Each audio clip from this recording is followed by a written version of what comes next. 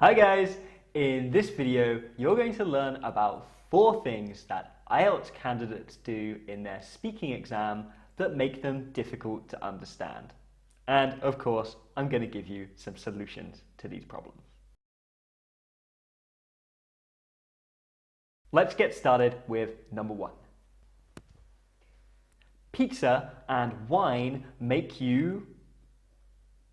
This is a real problem that I had with one of my IELTS candidates the other day. She was telling me a story about how she went on a date to an Italian restaurant. They had pizza and they had wine, and she said, "Pizza and wine is a terrible combination. It makes you..." And then I didn't really understand the word that she said, because I thought she said, "Pizza and wine makes you fat." This is true, maybe, but my response was, "Oh, don't worry, you won't get fat in one date." But she said, "No, pizza and wine make you fart," as in they give you gas. So there was a pronunciation problem here with that word. And on really important words like this, it can make a big difference. Luckily, there is a solution. When you're preparing for your IELTS exam, you should use the website Youglish. This will help you to find the pronunciation of any word that you like using a video from YouTube. You can search for British English, US English accents, and it will always help you find examples of the correct pronunciation. Let's have a look at problem number 2. This is a problem that is very common among speakers of languages that have intonation and word stress that is different from English. In this example, I am doing the French accent and I am copying the intonation pattern and the word stress from the French language. Okay, you can see that that takes away a lot of my energy and a lot of my passion, which is really obvious in my expression, but also in my voice when I'm speaking English normally. If you copy the intonation and you copy the word stress from your first language, then sometimes it's not going to work in English. In the French example, it makes me sound sad, it takes away my energy, and it completely changes what I'm saying. It makes me seem like I have no passion. And this could be a real problem for communicating, because right now, I want to show you that I am passionate about teaching you English. So what can you do to get your intonation and your word stress just right?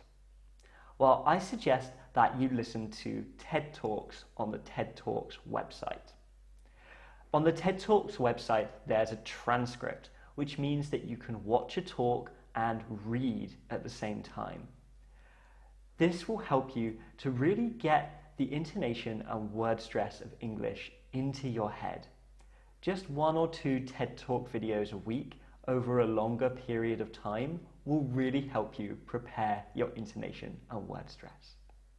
Let's have a look at problem number 3 and what you can do about it. This problem is all about volume. Now, you probably can't hear what I'm saying, but if I speak like an Italian, then you're going to hear every word that I say. This is a problem about volume of speaking. For every language, there is a normal speaking volume. For some languages, it's loud, and for other languages, it's a bit quieter. For example, a lot of Asian languages, the normal speaking volume is quite low. But for something like Italian, the normal speaking language is a lot higher. This can be a problem for IELTS candidates in the speaking exam if they copy the volume of their first language. If you speak quietly in the speaking exam, like an Asian speaker, then it can seem like you're not confident or that you're a little bit hesitant, and this will impact your fluency and coherence score. So what can you do to start to have the right volume? This technique seems a little bit strange, but it will let you give yourself some feedback on your speaking volume. You're going to need to put on a TV program and then to talk over the top of it. This means the TV program is playing in the background while you talk nice and loudly over the top. This will let you get your speaking volume just right. Let's have a look at one more problem that IELTS speaking candidates often have. When candidates who use a lot of colloquial language go to the exam where they need to speak more formally, they don't have all of the range of alternatives that they need. In the speaking exam, you need to demonstrate a wide range of vocabulary, and this can be difficult if you normally rely on swearing or colloquial vocabulary. So in the exam, people start to say, it's really difficult and I really like it and it's really delicious and this banana is really tasty. But in reality, you want a range of alternatives. This banana is truly delicious. So what can you do?